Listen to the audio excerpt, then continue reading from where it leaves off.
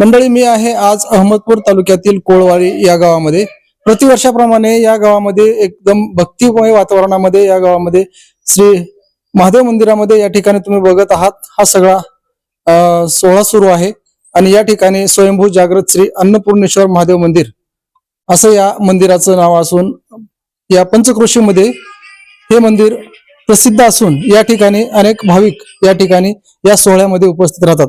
नेमकं या कार्यक्रमाची रूपरेषा आणि या कार्यक्रमाची सुरुवात कधीपासून करण्यात आली, कधी सुरुवात करण्यात आली आणि हा सोहळा कधीपासून सुरुवात आहे, त्याचबरोबर काय उपक्रम या ठिकाणी राबवले जातात हे आपण येथील ग्रामस्थांच्या आणि या ठिकाणच्या भक्तांकडून जाणून घेणार आहोत. सर, स्वागत आहे आपल्या एटीएन मराठी चॅनल मध्ये. नमस्ते. हर हर महादेव, शंभो पार्वती शिवारा. नमस्ते. मी प्राध्यापक पांडुरंग दहीफळे.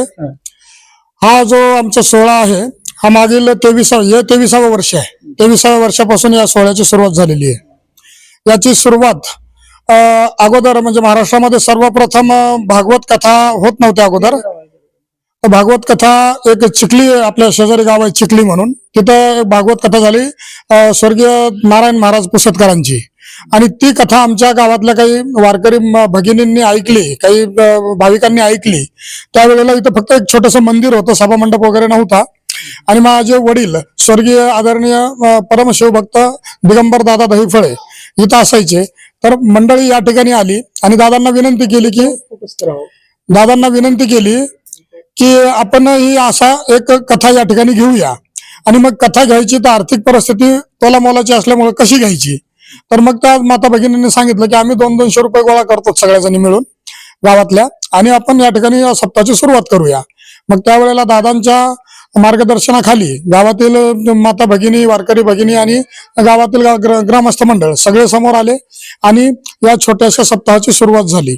आणि मग सुरुवात झाल्यानंतर सुरुवातीला आतापर्यंत म्हणजे नंतर मग या सप्ताहाची भरभराट होत गेली आणि अशा पद्धतीने हा आता 23व्या वर्षापर्यंत येऊन ठेपलेला आहे.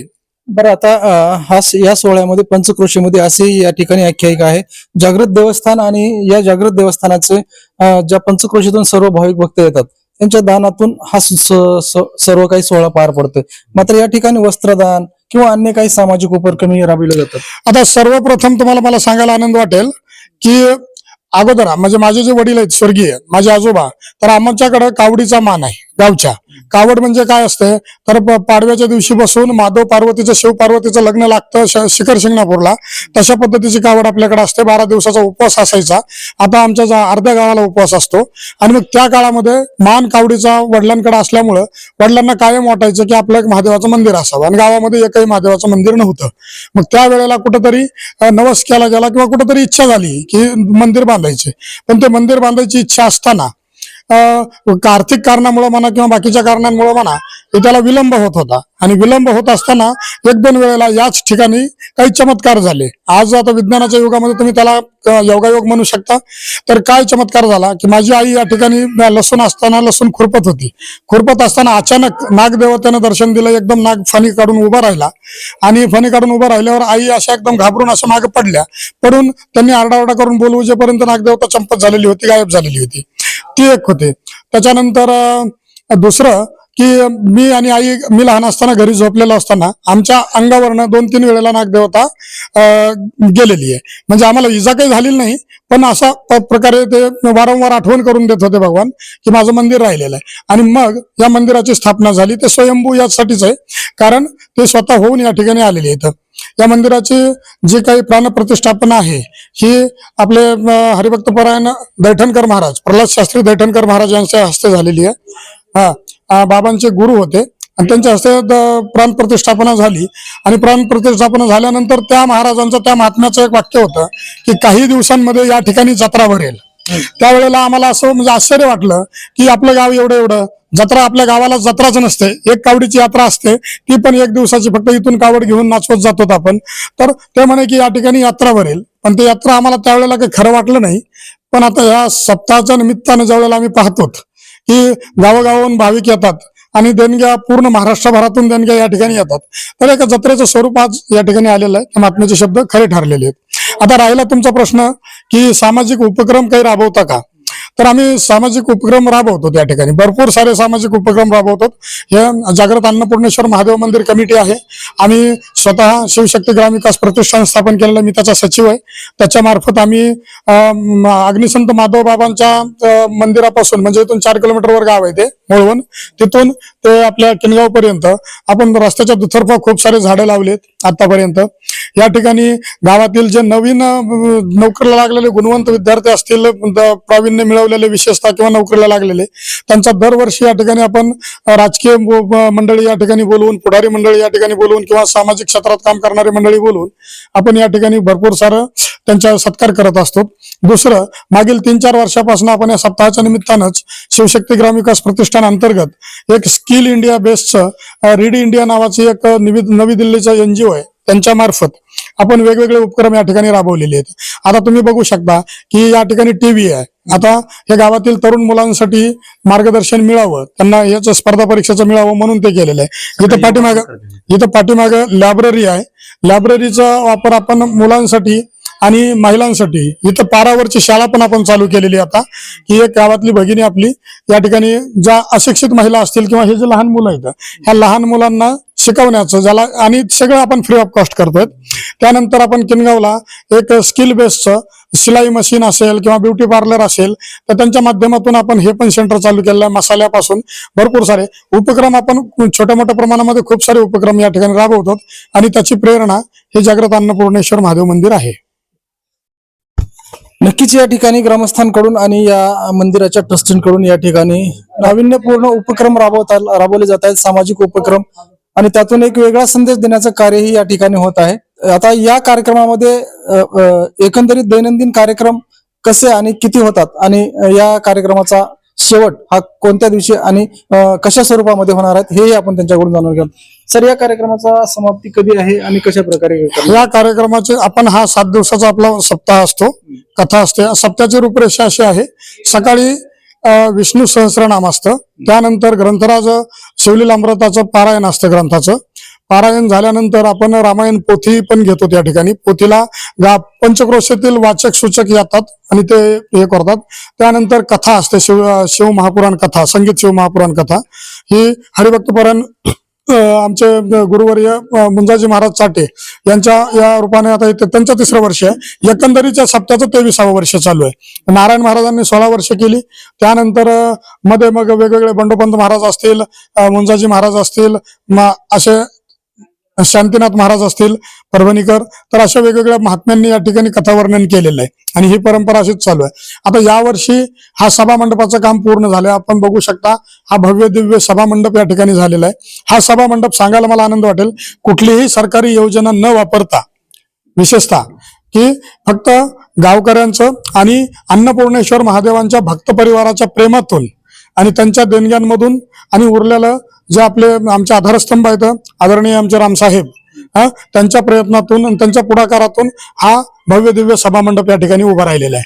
आताच सहकार मंत्री त्या दिवशी येऊन गेले, या सप्ताहाला भेट देऊन गेले. त्यांनी शब्द दिलेला आहे की या ठिकाणी एक सभागृह आम्ही देऊ म्हणून. आता येईल त्यावेळेला हे असेल. आता याची सांगता आहे, ही सांगता सोमवारी दिनांक 16 फेब्रुवारी 2026 रोजी आहे. सांगतेच्या दिवशी या सभामंडपाचं लोकार्पण आहे. त्या दिवशी त्या लोकार्पणाच्या निमित्तानं या ठिकाणी भरपूर सारं वस्त्रदान आहे. जवळजवळ 500 महिलांना म्हणजे साडीचा आहेर असणार आहे. त्यानंतर दरवर्षी आपण जी काही भजनी मंडळ या ठिकाणी येते, भजनी मंडळ म्हणजे जे श्रोते येतात, भजनी मंडळ येतात, गावातले असो बाहेरचे असो, प्रत्येकाला रामसाहेबाच्या पुढाकारातून आपण टावेल टोपी त्यांना देत असतो, आणि तो पण उपक्रम आपण राबवत असतो.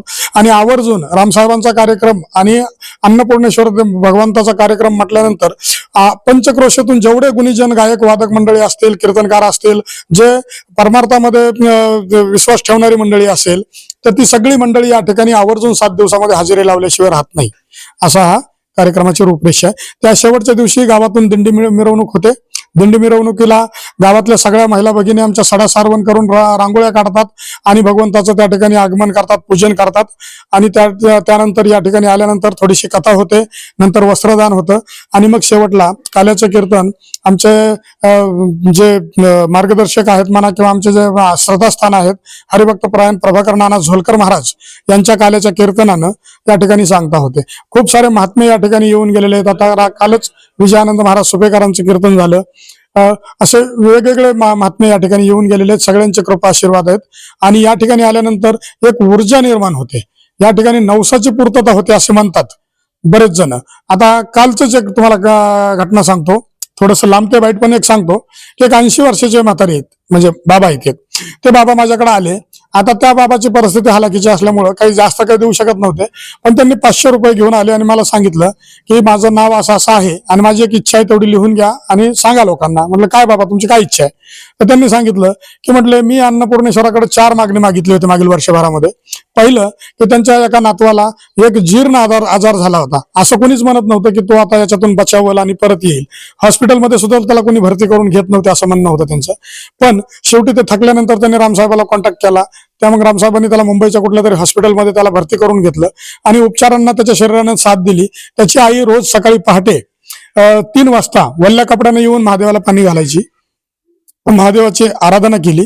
आणि आज ते पोरग गावामध्ये काटिका असे ना घेऊन गावामध्ये फिरतय, म्हणजे ज्याचं की अपेक्षाच सगळ्यांनी सोडून दिली होती की आता कधीही बातमी वाईट येऊ शकते असं ज्याच्या बाबतीमध्ये बोललं जायचं, तो आज मुक्तपणे गावामध्ये फिरतोय. हा एक झालं. दुसरं त्यांचं असं म्हणणं होतं की मला माझ्या पंतीला म्हणजे नातीला मुलगा आणि मुलगी पाहिजे 2 जणांना, तर ते पण पूर्ण झालं. आणि दुसऱ्या नाताला नोकरी लागणार होती ती पण झाली. म्हणजे मला अजून अन्नपूर्णेश्वराने काय द्यावं, ही म्हणजे अशी एक भोळी भाबडी आशा भाविकांची या ठिकाणी घेऊन येतात. त्या श्रद्धेनं येतात आणि त्या श्रद्धेनं दान मागितल्यानंतर हा भगवंत पूर्ण करतो. म्हणून याला जागृत आणि स्वयंभू असं म्हणतो आम्ही. आता ह्या तुम्ही बघताय या कळसाचं लोकार्पण आहे, या सभामंडपाचं लोकार्पण आहे. हा मोठा घंटा या ठिकाणी आणलेला आहे, या घंटाचं पण लोकार्पण आहे. या पद्धतीनं आज सोमवारी भरगच्च, आता उद्या महाशिवरात्र आणि सोमवारी अन्नदान तर इतकं होतं. पंक्ती घेताना तुम्ही जर बघितलं बॅनरमध्ये तर पंक्तीला एका दिवशी 5-5, 6 नावं टाकावी लागतात. तरी पण अजून ओघ वाढत चाललेला आहे. म्हणजे स्वतः होऊन नंतर फोन येतात की अरे आम्हाला पंगत द्यायची होती. मग आपण सांगतो गेल्या वर्षी म्हणजे आमच्या जे कथाकार महाराज आहेत त्यांनी एक सहज बोलून गेले बोलता की म्हणे की आता दर सोमवारी या ठिकाणी भजन झालं पाहिजे, काहीतरी अन्नदान झालं पाहिजे. अहो एका 10 मिनिटामध्ये वर्षभराचे सगळे सोमवार बुक झाले आणि दर सोमवारी न बोलवता सगळे भाविक या ठिकाणी जमतात, महादेवाच्या नावाचा गजर करतात, जसं ज्याला जमेल तसं गायन करतात, या ठिकाणी आनंद घेतात सगळ्याचा. आणि प्रत्येक ज्याचा सोमवार असेल तर सकाळी अभिषेक करतो आणि जसं जमेल तसं फराळाचं साहित्य या ठिकाणी वाटप करतो. अशा पद्धतीनं म्हणजे खूप सारे उपक्रम आणि गावामध्ये खूप सारे बदल या ठिकाणी झालेले आहेत. तर एकंदरीत या गावाला लाभलेला संतांचा वारसा आणि स्वयंभू श्री क्षेत्र या ठिकाणचं हे कोळवाडी या महादेव मंदिरामध्ये आज आपण बघत आहात. एकदम आनंदी उत्सवामध्ये आणि भाविक या ठिकाणी हा सोहळा पार पाडत आहेत. एटीएन मराठीसाठी मी भीमराव कांबळे, अहमदपूर, लातूर.